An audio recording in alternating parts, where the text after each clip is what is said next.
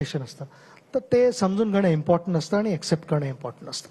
सचिन, खूप महत्वाचा मुद्दा. आत्ताचा जमाना असा आहे की स्टार्टअप्स आहेत, हे ते लोक सतत व्हॅल्युएशनची गोष्ट करत असतात. मला ह्या शब्दामध्ये थोडीशी अशी फोड करावीशी वाटते. व्हॅल्यू आणि व्हॅल्युएशन, परत तू कसं बघतोस याच्याकडे? मला सिम्पल, मला वाटतं right values bring valuation. Values think important होत्या, कारण मी बघत होतो माझ्या वडिलांना, मी लहान होतो एकदम, आणि अनेकदा डोक्यात विचारायचा की ना बाबांना काय गरज आहे ह्या गोष्टी करण्याची. मी लहान होतो त्यामुळे काही तेवढं एक्सपोजरच नव्हतं, तेवढी समज नव्हती. पोस्टमन आला, ते दिवस ईमेलचे नव्हते, ते दिवस पोस्टमनचे असायचे. पोस्टमन, आम्ही साहित्य सहवासमध्ये राहायचो उशक्काल बिल्डिंगमध्ये, 4थ्या मजल्यावरती, लिफ्ट नव्हती. उन्हाळ्यात ज्या वेळेला पोस्टमन वरती यायचा किंवा वॉचमन वरती यायचा काही सांगायला, कधी कधी पोस्टमन तर ऑब्व्हियसली पत्र डिलिव्हर करायला यायचे, त्यांना ऑलवेज बाबा दरवाजा उघडून हॉलमध्ये बसवायचे, फॅन चालू करायचे आणि पाणी द्यायचे. माझा असा विचार असा की काय गरज आहे आत बोलवण्याची आणि याचं. पण त्यावेळेला मला बाबाने समजावलं की नाही बघ, तू अजून लहान आहेस, तुला कळणार नाही, तुझ्याकडे ती एनर्जी आहे 4 मजले वर खाली 20 वेळा करण्याची, पण हा पोस्टमन तो त्याच्या फॅमिलीसाठी करतोय, तो अडचणीत आहे आणि हा त्याचा एक सोर्स ऑफ इन्कम आहे, त्याच्याकडनं दुसरा सोर्स ऑफ इन्कम नाही आहे त्याच्याकडे काही. त्याला उन्हाळ्यात ही मेहनत करायला लागते, आपली पत्र तो आणून डिलिव्हर करतोय, असे अनेक घरात तो जाऊन पत्र डिलिव्हर करत असणार. नुसतं त्याला बसवून पाणी दिलं आपण किंवा चहा विचारला तर त्यात काही चुकीचं नाही आहे. आणि ह्या व्हॅल्यूज मी लहानपणी शिकलो. बऱ्याच वेळेला आईबाबांनी असं बाजूला बसवून समजावले नाहीत, सांगितले नाहीत, पण मी जे बघत होतो, आपण लहानपणी स्पंज सारखे असतो, सगळ्या गोष्टी ॲब्सॉर्ब करत असतो, सगळी इन्फॉर्मेशन ॲब्सॉर्ब करतो, आणि ते आईबाबांकडनं ॲब्सॉर्ब केलं गेलं कारण माझ्यासमोर एवढी उत्कृष्ट एक्झाम्पल्स होती. त्यामुळे व्हॅल्यूज कडे लक्ष दिलं, व्हॅल्युएशन आपोआप होणार आहे, गरजच नाही त्याच्याकडे हे करायची. Correct correct. सचिन, आजच्या या कार्यक्रमाबद्दल, इतके कार्यक्रम तू अटेंड करतोयस किंवा केलेले आहेस, काय म्हणशील आजच्या कार्यक्रमाबद्दल? कारण आम्ही थीम निवडली होती कृतज्ञता. कारण चितळ्यांनी असू देत, कलाकारांनी असू देत, आपापल्या गुरुचं स्मरण केलं, कृतज्ञता व्यक्त केली. तू कोणाच्या कृतज्ञ आहेस? तू कोणाच्या बाबतीत ते ग्रॅटिफिकेशन व्यक्त करू इच्छिस? माझी फॅमिली,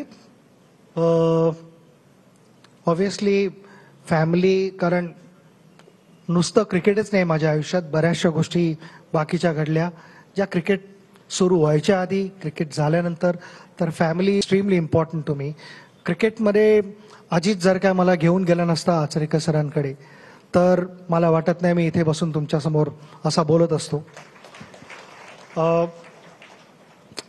माझ्याबरोबर सगळे प्लेयर्स होते, ते जर काय माझ्या रन्स धावले नसते तर इतक्या रन्स झाल्याच नसत्या. एवढे कोचेस ज्यांचा गायडन्स होता, तुमचा सपोर्ट, ह्या सगळ्या गोष्टी होत्याच. I mean without that impossible.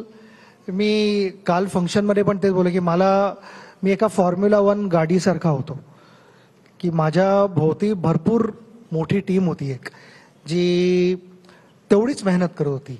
मग ते फॅमिली मेंबर्स होते, डॉक्टर्स, फिजिओज, मॅस्युअर्स, ग्राउंड्समन. मला ज्या वेळेला प्रॅक्टिस करायची असायची त्यावेळेला ते मला करेक्ट पिचेस द्यायचे. माझे मित्र, जे ना मी केव्हाही सांगायचो की चला आपण प्रॅक्टिस चालू आहे, तर ते नेहमी तयार असायचे. तिथे एक बसलेला आहे जगदीश, मला वाटतं तो समोर येणार नाही, नेहमी मागेच असतो, ती त्याची कॉन्ट्रीब्युशन आहे.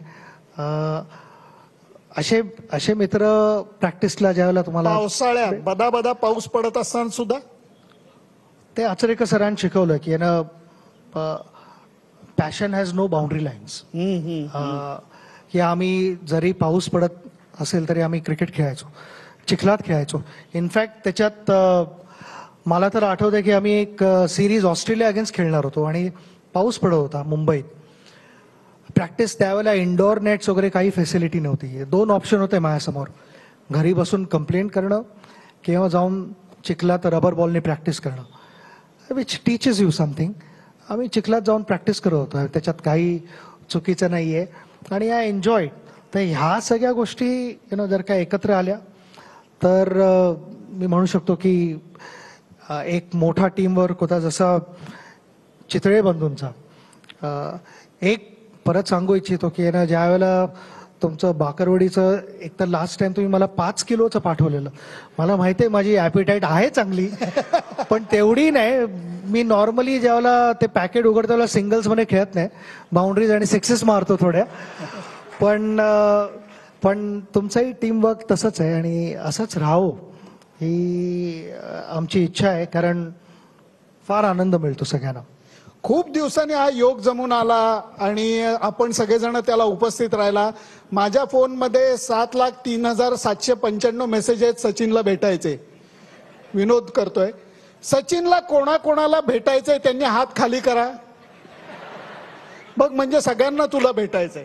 अनफॉर्च्युनेटली हे शक्य नाहीये. माझी इच्छा खूप आहे, सगळ्यांना भेटायचंय, सगळ्यांना सही घ्यायची आहे, सगळ्यांना काहीतरी द्यायचंय, घ्यायचंय पेक्षाही द्यायचंय, ते करणं शक्य नाहीये. मी सगळ्यांना एक नम्र विनंती करतो, सचिनला आपण काय देऊ शकतो असा विचार केला तर खरोखर देवानी त्याला सगळं दिलंय. क्रिकेट देव त्याच्यावरती प्रसन्न आहे, देवानी त्याला सगळं दिलेलं आहे. आपण एक गोष्ट नक्की देऊ शकतो, म्हणजे सगळ्यांनी हात वर करून त्याच्या निरोगी दीर्घायुष्यासाठी आपण शुभेच्छा देऊ शकतो. मी सगळ्यांना विनंती करतो, सगळ्यांनी हात वर करा आणि सचिनला फक्त निरोगी दीर्घायुष्यासाठी शुभेच्छा द्या. मनापासून धन्यवाद सचिन, मनापासून तू बोललास. Thank you so much, thank you so much, thank you so much मित्र. थँक्यू. बरोबर झालं.